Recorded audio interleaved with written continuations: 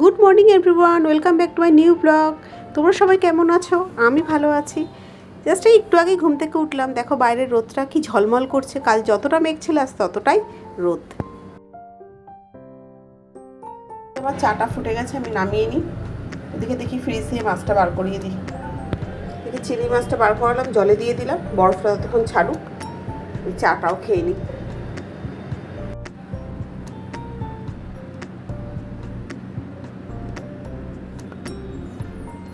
ডিম আলু সেদ্ধ, মানে আজকে ডিমের ঝোল হবে। আর আগে কি হচ্ছে থোড় ভাজা। চলো রান্নাটা করে নিই।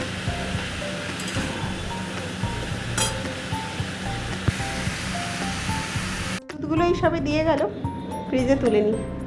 10টা বাজে, চলো ব্রেকফাস্ট করে নেওয়া যাক।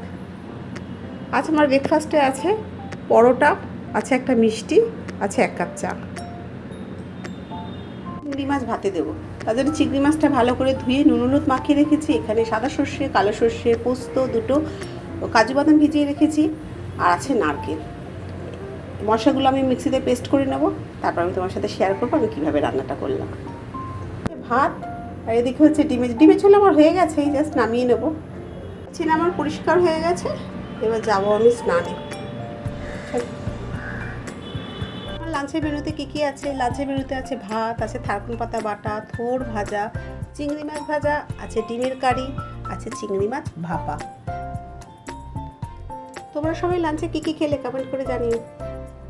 আমাদের আজ রাতের ডিনারে আছে পরোটা, আছে ডিম ভুজিয়া, তার সাথে আম। এখন আমের সিজন, আম তো থাকবেই।